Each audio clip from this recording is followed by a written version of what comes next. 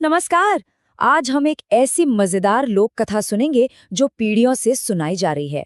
पता है, ये एक ऐसी कहानी है जो हमें सिखाती है कि जब ताकत और पैसा आपके खिलाफ हो ना, तब भी अक्ल और चतुराई से जीत कैसे हासिल की जा सकती है।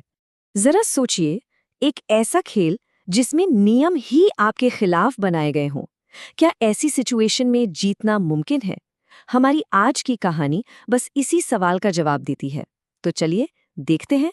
तो कहानी की शुरुआत होती है एक योजना से, जो शादी के बारे में तो कम और लालच के बारे में कहीं ज्यादा है। कहानी का जो मेन कैरेक्टर है वो है एक लालची जमींदार। उससे अपनी बेटी के भविष्य की कोई खास चिंता नहीं थी।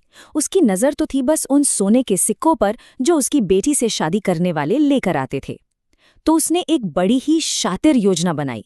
एक ऐसी नामुमकिन शर्त रख दो कि कोई उसे पूरा ही ना कर पाए, और फिर उनकी सारी दौलत पर कब्जा कर लो। इन शब्दों से जमींदार का असली इरादा एकदम साफ हो जाता है ना? ये शादी की कोई शर्त नहीं थी, ये तो भाई सरासर एक जाल था। तो अब बात करते हैं उस चुनौती की जो लगभग नामुमकिन थी।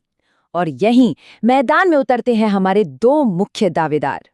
शर्त ये थी कि जो कोई भी 3 दिन तक उस तालाब के बर्फीले ठंडे पानी में खड़ा रहेगा वही जीतेगा।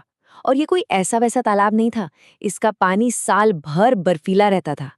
मतलब सुनने में ही इम्पॉसिबल लगता है ना? तो पहले तो एक अमीर दावेदार आया। उसने 1000 सोने के सिक्के दांव पर लगा दिए, लेकिन बेचारा एक दिन भी उस ठंडे पानी में टिक नहीं पाया। फिर मैदान में उतरा बलराम। वो एक गरीब किसान था जिसके पास दांव पर लगाने के लिए सिर्फ उसकी 20 बीघा जमीन थी, मतलब उसकी पूरी जिंदगी की कमाई।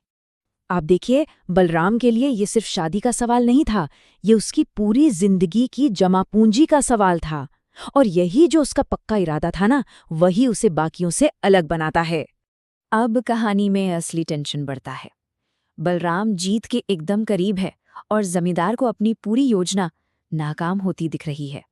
2 दिन बीत गए और बलराम अब भी उस बर्फीले पानी में खड़ा था। जमींदार को तो अपनी आंखों पर यकीन ही नहीं हो रहा था। उसकी पूरी की पूरी योजना फेल होने वाली थी, और वो भी एक मामूली से किसान के हाथों।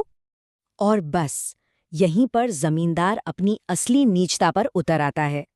जब उसने देखा कि वो ईमानदारी से तो जीत नहीं सकता, तो उसने धोखा देने का फैसला किया।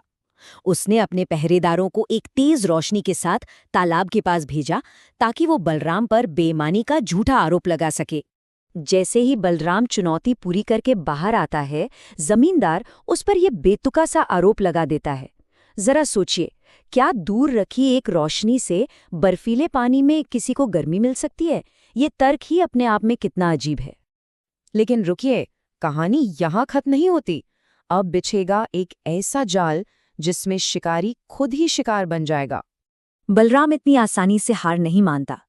एक समझदार सलाहकार की मदद से वो एक शानदार योजना बनाता है। वो जमींदार को एक बहुत बड़ी दावत के लिए बुलाता है, लेकिन एक छोटी सी ट्रिक के साथ। किसी भी पकवान में नमक नहीं होगा। और जैसा बलराम ने सोचा था, जमींदार सीधे उसके जाल में फंस गया। खाने का पहला निवाला मुंह में रखते ही वो गुस्से से आग बबूला हो गया। इस पर बलराम बड़ी शांति से कमरे के दूसरे छोर पर रखे नमक के बर्तन की ओर इशारा करता है, और बस यहीं पर जमींदार की अपनी ही चाल उस पर भारी पड़ने वाली थी। और यहाँ खेल पूरी तरह से पलट जाता है। देखिए, जमींदार के अपने ही तर्क के हिसाब से अगर दूर रखी रोशनी किसी को गर्मी दे सकती है, तो फिर दूर रखा नमक खाने में स्वाद क्यों नहीं ला सकता? उसका पाखंड और उसका ये डबल स्टैंडर्ड सबके सामने आ गया। अब कहानी अपने अंजाम तक पहुंचती है, जहां सच्चाई और चतुराई की जीत होती है। अपने ही शब्दों के जाल में फंसकर और सरेआम बेइज्जती के डर से जमींदार के पास कोई और रास्ता बचा ही नहीं था। उसे अपनी हार माननी पड़ी और अपनी बेटी का हाथ बलराम को सौंपना पड़ा। और इस कहानी का सार यही है। ये एक ऐसा सबक है जो कभी पुराना नहीं होता, कि जो इंसान दूसरों को ठगता है उसे कभी ना कभी उसकी कीमत चुकानी ही पड़ती है। आखिर में जीत हमेशा सच्चाई की होती है। ये कहानी तो खत्म हो गई, लेकिन एक सवाल जरूर छोड़ गई है।